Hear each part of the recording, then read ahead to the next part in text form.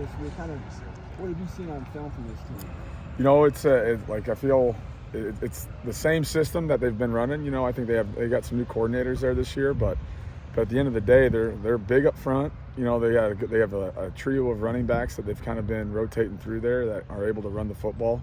They got a really big tight end as one of their top targets, and then they have some good skill on the edges. So I think it's a very well-rounded, well-balanced offense. They want to ground and pound and try to eat up all the clock and the possessions as much as they can. But I think the quarterback for them is a good manager of what they do. He's got some good touch on certain passes that he throws, and there's always the challenges. But I think for us this week, we have to be. It's going to be a physical game. I think we got to be ready to roll with stopping the run and then reacting to the play action passes and everything else that they like to do. Take away the first 2 drives last week. You got to be pretty pleased with that performance. Yeah, I mean, you never. There's a lot of stuff we could have done better, but I think with where our guys are at, we played physical. I think our guys have bought into like the physicality of how we approach defense and to hold a really good football team to stopping the run was a big key for us, and we did that. By and large, they had one run, an explosive run that hurt us, but to take away their 2 guys that were and they are great players. I thought we did a good job of tackling but now we got to do both sides of it. You can't just stop the run; you got to stop the pass too. But no, I was happy with certain aspects of that part. But everything, like every week you come back and say, guys, this is we've got to get this, and we fix that, and then something else. So now again, it's just building that consistency within. All right, not just playing 2 quarters like this week. We got to play 4 quarters. All right? Can we string together 4 quarters of consecutive football where there's no busts or there's no big plays for touchdowns? And because I don't care if we play 80 snaps and 79 of them are unbelievable. That one snap that's a touchdown is the difference between winning and losing. So that's what we're trying to keep building that part of our defense up. Michigan had a big pass play down the sideline that got down inside the 5.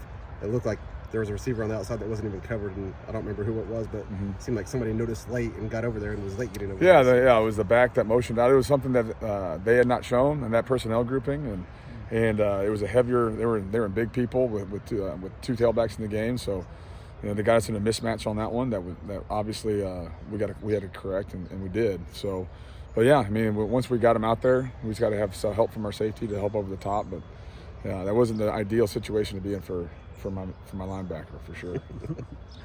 Coach Walters talked about some younger guys maybe easing on the field more on the stretch if they've earned the time. Mm-hmm. One guy, Zion Steptoe, can you talk about him, made the move from receiver to cornerback? I guess he did get some snaps Saturday. Can you talk about him? He did. Zion, is a guy that was playing wide receiver for the first almost 10 months since we've been here, and over the past month he's kind of transitioned over to the defensive side of the ball, and there's certain aspects of his game that you love.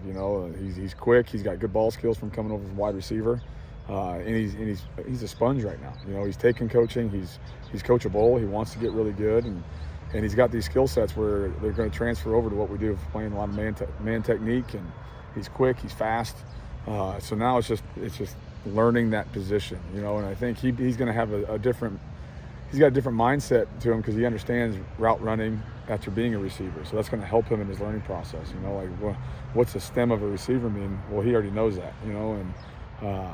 But he's been awesome. He's always up with Coach Carter trying to learn this stuff. Up with Coach O'Brien trying to learn this thing, and I think he's going to help us in the future. Coach Walters mentioned treating these last 3 games like a new season.